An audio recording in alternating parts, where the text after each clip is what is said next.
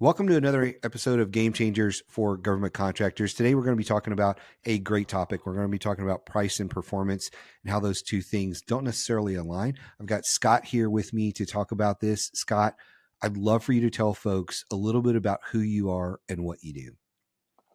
Well, my name is Scott Arias. I'm the founder and CEO of Ace Consulting. We're a a professional services firm focused on federal government contracting. That's awesome. And how long have you been in the business, Scott? So I started a business myself in 2008, and so I've grown it from myself to Yeah. about 200 plus people now. That's awesome. That's really awesome. And you started at such an interesting time to be in business. I was actually just talking earlier today about the crash of 2008 and how crazy that time was. So it's an interesting time to get in business and start doing this, which to me proves you can get in a market that seems unstable and grow and thrive. Not to say you didn't have hard times, but to be able to grow from 2008 and have 200 plus employees, that is a testament alone to the value you provide, which I think will go right into our topic on superior performance. So I'm really interested in hearing your thoughts on that, because clearly you're doing a lot of things right to have that many employees. So one of the things that we typically see is a lot of folks focus on a price, and that seems to be where they hyper fixate. But your thoughts are more about, on the performance side. So explain in your world what you mean by low price may win a bid, but it's superior performance that always prevails. So, and I know that, there's a lot of different people working in the government arena. It's not just construction. So Mm-hmm. I talk a little bit more in generalities here. But the truth is that when people think of federal contracting or government contracting, they think that the association automatically is with low price wins. Mm-hmm. That's what I was taught years and years ago. That's kind of been the model for most of the publicly funded contracts, which is understandable because obviously they're public funds. However, low price doesn't mean the best value. And Mm-hmm. if you ever bought a car, you know that, or you ever bought Yeah. something and you had to buy another one because it didn't work out too well, you realize that. And the same thing applies in the government contracting. It's a little bit different, but but there's a lot of similarities. So Yeah. 2008, you bring up this whole concept of what happened in 2008. The reason 2008 was a prime time for me to get in my industry was that um, everybody was rushing from the private sector to the public money. And when they were in that rush to pivot to the public money, they needed someone to help them understand the way government contracts work and the forms and the functions and the process. And that was the space I was in, you know. So by pivoting more in that direction, that helped me kind of grow my business a little bit. But the truth is that uh, good work, no matter if you're doing it in the commercial sector or you're doing it in the public sector, good work still applies. Good work is still good work, regardless of where you're at. And that's what will lead you to more contract, not necessarily just what your price is. Yeah. I find it interesting how when I look at like just general service businesses, so whether it's a restaurant or, any shop you'll go into, or when you get into, hiring somebody to put a fence up or do some construction around your house, or professional services of any sort, maybe it's an IT company that you're hiring to do something. It has fascinated me over the last decade plus how there's been such a sharp, in my opinion, decline in the superior performance side. Like it's the bare minimum is not even being met by a lot of people. Like if you were to call most construction companies these days that do anything like fencing or any kind of thing around the house, handyman type Hmm. stuff, the odds of even getting a call back are super slim. Like it's really, really slim. And then if you have two people come out, the odds of you getting a bid back on something super slim. And you go into a restaurant these days and they're playing on their phone, they're not talking to you. You walk in, they don't even say hi to you. And then people think that's only like in the commercial market. And I'm like, well, have you dealt with your people, the government side? Because you promise all this stuff, and then I have this one session I do about performance and standards, about how it's really they thought they were going to get this high performing team, and what they got was a lazy drunk dog laying on a couch. Right, that's the photo comparison a lot of times. And so, I mean, is that something you feel like you see as well, where people promise something really awesome in their proposals, they promise it for super cheap, and then they don't even deliver at the level of super cheap? I mean, that seems to be something that's out there a lot. Well, fortunate for most of the spaces I work with in the government sector, it's very clear what the expectations are, you Mm-hmm. know, and I shouldn't say it's completely clear.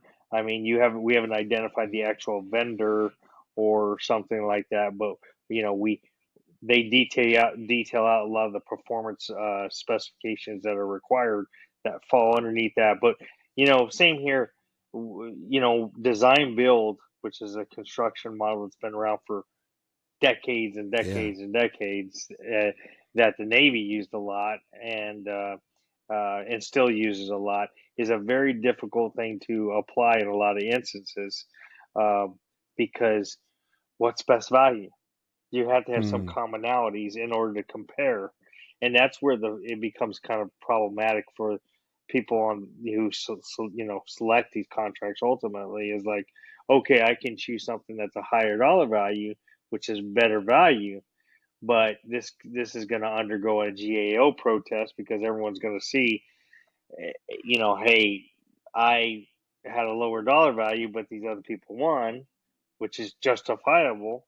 But they have to realize this is ultimately a best value. If not, and you have to go through the whole process of going through the GAO investigation and the whole deal, and it slows the entire thing up. So mm, it it is a different model for sure. And it doesn't matter what industry you're in, really. And I will say, it doesn't matter what industry you're in. Best value is best value. That's true. And it doesn't matter what industry is. Price is a big factor regardless. mhm.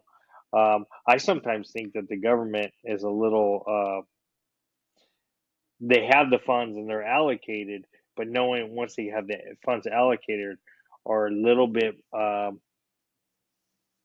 They're not going to be staring over your shoulder as much as, say, a homeowner would working in the private Mm, sector, because I've worked in the private sector too, you know. But there's still a level of performance required, right. and that Right. they're going to hold you to. Right. So speaking of that, so give us some ideas on how to perform in a superior manner. Well, timeliness is always a very big one. Big one. That always sticks out in my mind. Hmm. Getting things done in a timely manner is always an important thing, especially when you work within many agencies that we work with. Um, that's one. Beyond that, I would have to say, even uh, the performance perform to the standards, and identify the standards. You want to make it as easy as possible that the people sitting on the other side of the table can do their job as easy as possible. And I think about, like, a quality control manager, right? That's something that we provide, and that I've been a quality control manager in the past, and it's not about the getting them the best of whatever they have to do. It's getting them what they paid for. Mm, So, and making sure that they understand what they paid for, it's clear, and the paperwork says it.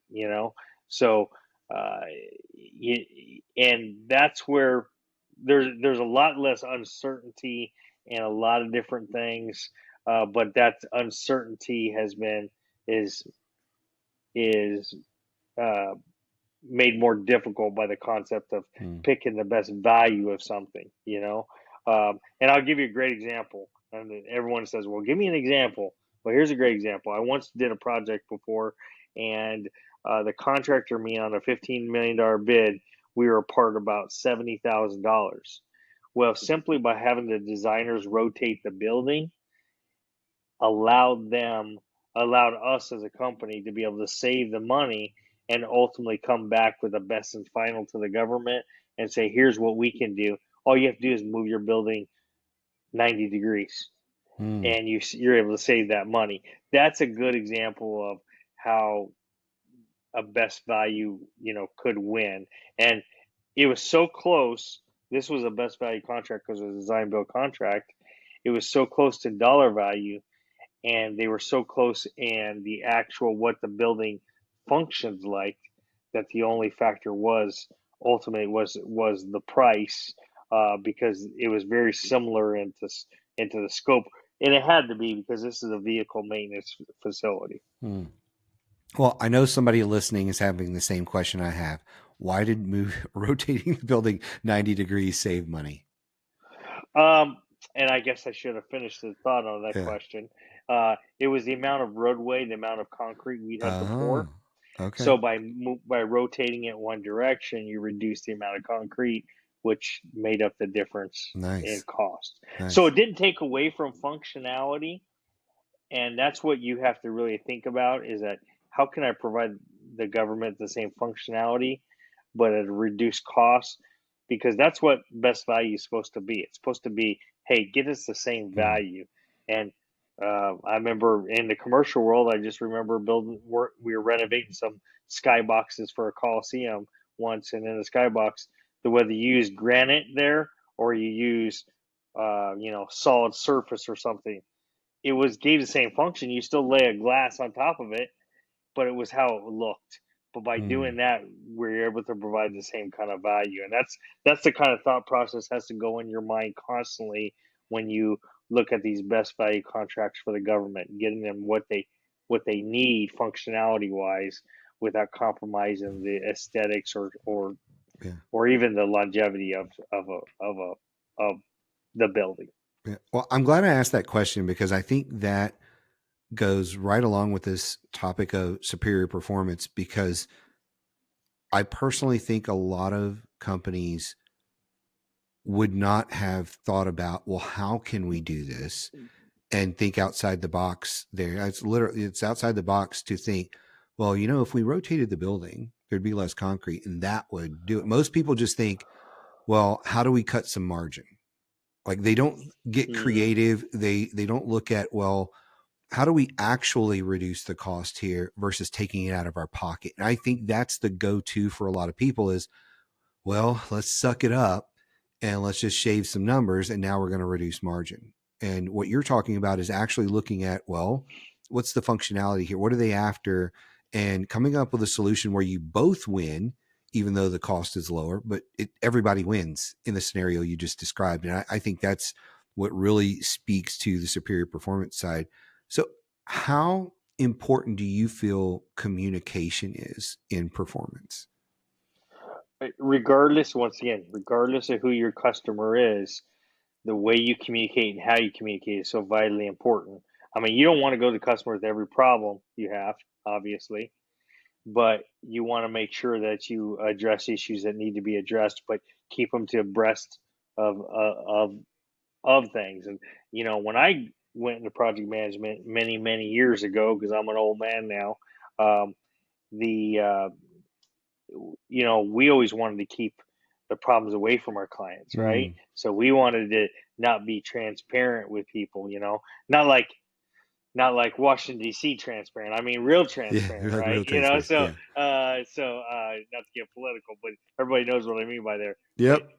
being transparent in the way we communicate, so um, that there's really no surprises. Now we know there's going to be surprises, but it's also keeping people abreast of the issue, and it's all about how you present it, Hmm. to them. And anybody worth their salt will appreciate the fact that you keep them dialed in to the ongoings without involving them in your problem either. Hey, Mm. this is happening. This is what I'm doing to correct it, or I don't have a solution, but I'm working through it. I'm just This is an FYI, conversation, not an actionable equation, Mm. conversation. Yeah. How important do you think it is to communicate? over the phone or in person versus just email or something like that? Well, unfortunately, we live in a world uh, where electronic communication I won't even is the standard. Hmm. Whether I'm a Gen Xer, and I mostly have Gen Zers that work with me, uh, but and I think that's very typical. Most people in the workforce now is that Gen Z population, um, and uh, they work using technology. I went from checking my email every day to now I'm checking Teams, I'm checking emails, I'm checking um, our social media accounts. It's just like it's crazy. We have a phone app too that has a messaging feature on there too. So I have Mm, four different ways to check for way yeah. people are communicating to me. Not to mention Yeah. text message, and not to mention, voicemails and all that stuff. Me personally, and a message I tried to preach to all the people, uh, all the younger people in my generation, because people my age kind of get it, is that things that are kind of FY or an update, it's okay to use an email, or some other form of communication. Although I sometimes believe that people think that text messaging is equivalent to emails, Yeah. which It's I'm not not. exactly sure how that ever came about. But Yeah. the truth is, if you just want to update somebody, that's fine. But if you're going to discuss anything of consequence that has any kind of chance of being misinterpreted or miscommunicated, or is a difficult issue to contend with, it's always best to do that face to face, but that's not always feasible in the world that we live in, or over the phone. And I had a Hmm. friend of mine who used to always say, "Pick up the damn phone," and Yeah. that's true. But the reality is that most people communicate now using technology, which I think gets us in a lot of trouble, uh, especially since you can't convey that tone, Right. uh, via the current technology we have. Yeah. I'm sure No. we'll get there, but not Yeah. currently. Yeah. I agree with you. And I think um, part of it is like learning disabilities. Part of it is education level. Part of it is not just the communication style, but the ability to actually understand what you're communicating. And that's often done better when you're talking with somebody. And then you get into the fact that a lot of people don't learn well by just listening or reading. Like they really Hmm. need some additional type of interaction in order to do it. So I think it's a good mixture. I do wholeheartedly believe when you have something difficult to communicate, you pick up the phone or you go visit if that's at all possible. And I do believe in then you document it with an Hmm. email or something, because you don't want to have a conversation that's just in your phone and now they can be like, I don't remember that, or what. No, we need to document it. But I think that conversation where you can then on your email say, hey, um, this is just a follow up on our conversation earlier where A, B, and C happened, right? I think are really good ways to go about it. And I'm with you on the text message thing. When did text messaging become a replacement for email? And when did it become okay to text somebody at 2 o'clock in the morning?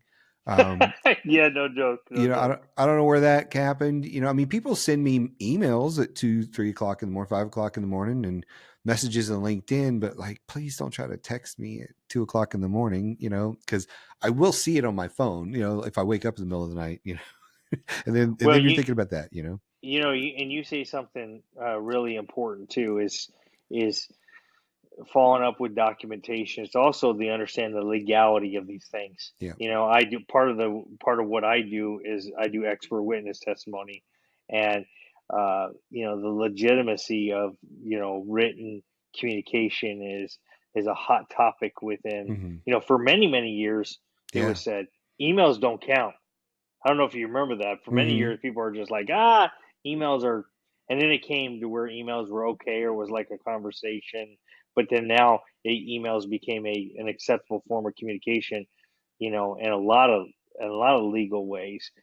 However, dealing with the government, you got to realize there's a form and there's an official way of communicating, you Hmm. know, and that's via the submittal process. I always tell people, especially in construction, if you need to communicate with the government officially, you need to document it with a 4025, which is a submittal, you know, Hmm. a you know a a submittal submission, or or an RFI or some other formal means, because ultimately an email, although it could be used in the context of an RFI or an addendum, cannot be the only form of communication Right. for change. And that's a good policy to have, regardless whether you work with a government or you work with a homeowner or you work with whoever. Yeah. So just so there's no misunderstanding, because misunderstandings happen often.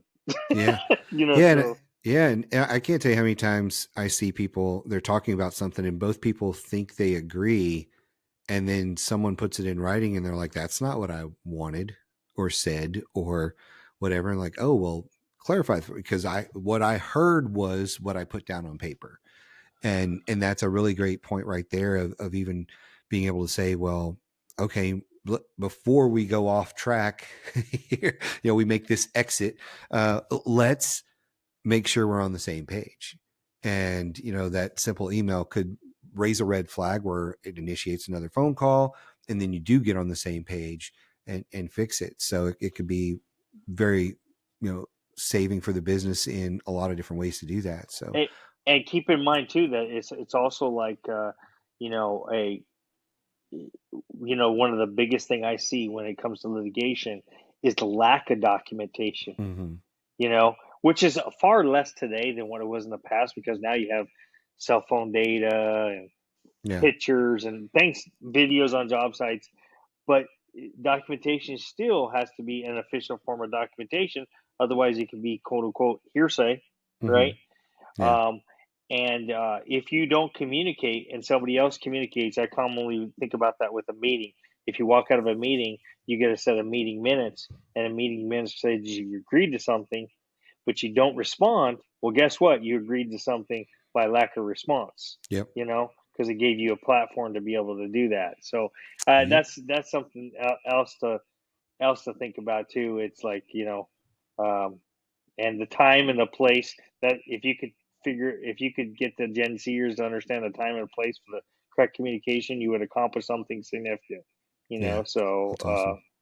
but Yeah. So how do you reduce competition in a scenario like we're in today where price is so important, but performance is really important? How do you reduce the competition? Well, we work directly with the government in many different functions. One of the organizations we worked with the government with is through GSA, which is one of the largest vehicles out there. And what we find is that when you do a good job, what will happen is that same office will pick up on it, and when they look at pricing, that's a factor that will be considered. Um, so go back to the whole concept of doing a good job. It's, yes, price is important, but if you're waiting for a solicitation to come out, excuse me, if you say, hey, here, solicitation come out, we've made a decision that we're gonna move forward. It's too late at that time, and the Mm-hmm. reason I say that's too late is because you got to back that up further. The contracting district you're working with has to know who you are, what your company. When I say who you are, more like who your company is, what they do, what they can do for them. Because when they write, somebody writes these 1391s, these scope of works. Somebody writes those things. So wouldn't you want them to write those things, having the back of their head, knowing what you can provide? And that's just human nature. Yes, they have a need, but also, how far do I need to go back to look at somebody's history? Uh, you know, maybe they interview with the team. There's so many different factors involved there, but price, and that's a hard thing to get to, is because getting government contractors to realize that price is not the only thing is a difficult means. But we're getting there, slowly Mm-hmm. but surely. I think the government's figured out that price alone is not a formula for success over Right. everything. Right. Absolutely. Are there any avenues that you suggest to pursue that bring best value procurement to the table? So I would say if I would look at it from a strategic perspective, about going after, work, I would do the same thing that I would do regardless of what sector I was in. I would figure out, what makes my organization special compared to other organizations. And first and foremost is if you're a regional oriented company, say that you were a construction company or you're an Mm-hmm. IT company, region is very, very important, you know. And if you don't think it's important, talk to a contracting officer. Knowing that you're in the region is an important fact, Mm. uh, because that means you're going to have a subcontractor base, you're going to get better pricing, you're going to have relationships. Nothing is front, nothing is filled with problems when a general contractor comes in from across the United States, from California, and comes into Kentucky. They've never worked in this arena ever before, and now they're going to be bidding something because that means they have no relationships, they have no subcontractor base. Yep. The chance of failure is very high. You want to take those unknown things away uh, from the person review them and say, hey, I'm going to be strategic about this. I'm going to go after something that's more regionally focused. Here's the other thing is what type of construction are you good at? You know, if you have a lot of hospital background, don't go after a different sector. Focus on that hospital, Mm. and that may be more important than the regional aspect of it. And more times than not, take the VA hospital they're building in Louisville right now. That's $1 billion hospital. It doesn't Mm. really matter coming from across the United States. In fact, it just so happens that the contractor doing that hospital is actually from California, and they're in Kentucky doing the work, but it's also $1 billion projects. So there's very few contractors that can do that. And once again, that's another differentiator between Mm. you and somebody else. Maybe it's your experience, and so you need to go into a sector that's not driven by more low dollar value. It's more driven based on technical performance, like a architect and engineer or a Mm. professional services company. So understanding what your strengths are, who you are, is an important thing. And doing more doesn't equal more. And then it Mm. sounds weird, but you know, in my sector, by doing we specialize in, one of the things that we're specializing in is project scheduling, right? Um, it doesn't make a lot of sense for us to get involved in a lot of scheduling softwares that are outside of Microsoft Project and Primavera, which are the two primary softwares that the federal government uses.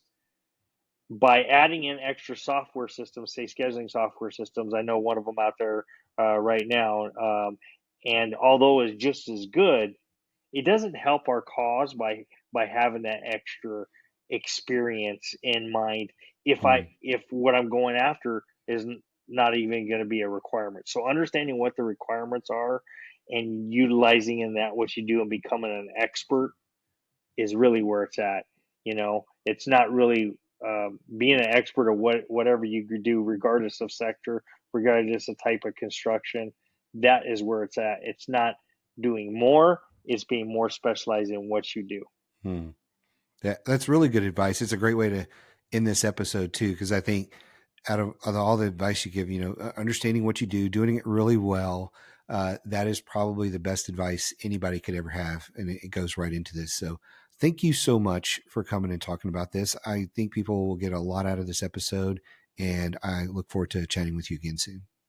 Well, sounds great. Talk to you guys later, and my information is available via LinkedIn if you want to reach out to me and ask me any questions. Sounds good, Scott. We'll have a link to that in the description for this podcast. Thanks again, man.